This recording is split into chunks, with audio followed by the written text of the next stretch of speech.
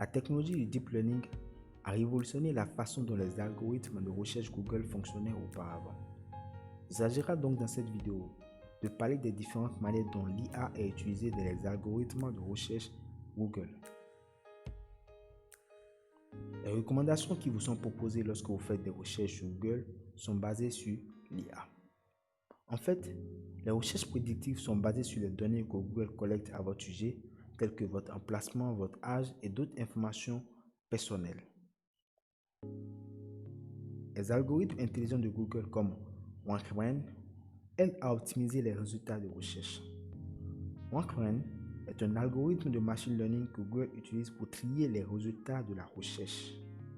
Il aide également Google, bien sûr, à traiter et à comprendre les requêtes de recherche. Alors, WankRAN a principalement deux tâches. La première est de comprendre les requêtes de recherche, c'est-à-dire les mots-clés. Avant WankRAN, Google analysait les pages pour voir si elles contenaient le mot-clé exact recherché. Mais comme ces mots-clés étaient nouveaux, Google n'avait aucune idée de ce que le chercheur voulait réellement. Alors, il devinait. Par exemple, disons que vous avez recherché la console grise développée par Sony. Vous avez tapé cette phrase dans la barre de recherche Google. Google recherchait, bien sûr, les pages contenant les thèmes gris, console développée et Sony. Mais ça, bien sûr, c'était avant WankRAN. Aujourd'hui, WankRAN comprend réellement ce que vous demandez et il fournit un ensemble de résultats précis à 100%.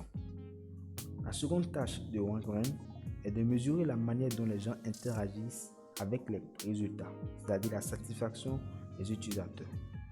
WankRAN vous montre un ensemble de résultats de recherche qu'ils pensent que vous aimeriez. Si beaucoup de gens aiment une page particulière dans les résultats, ils donneront à cette page un boost de classement. Et si vous détestez ça, ils déposeront cette page et le remplaceront par une autre page. Et la prochaine fois que quelqu'un recherchera ce mot-clé ou un thème similaire, il verra ses performances. Alors, qu'est-ce que WankRAN observe exactement? Il est très attentif à la manière dont vous interagissez avec les résultats de recherche. Plus précisément, il examine le taux de clic organique.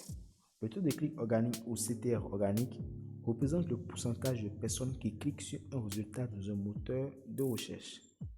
Temps de séjour. Le temps de séjour est la durée exacte qu'un visiteur passe sur une page avant de se retourner vers les résultats du moteur de recherche.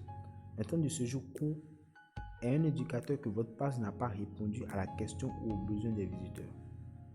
Taux de rebond. Le taux de rebond est défini comme un pourcentage de visiteurs qui ont visité et navigué sur votre site et ont quitté, là c'est le rebond, en ne visualisant qu'une seule page. Pogo collant. Le pogo collant se produit lorsqu'un utilisateur effectue une recherche, clique sur le résultat très rapidement, puis revient en arrière, c'est-à-dire clique sur le bouton arrière, sur la page de résultat, revient en arrière sur la page de résultat de la recherche et clique maintenant sur un résultat différent. Ce type de comportement est le résultat direct d'une insatisfaction intermédiaire dans le résultat de la recherche. Alors, Google utilise également l'intelligence artificielle pour l'identification des synonymes. Google essaie de trouver les synonymes de mots-clés particuliers.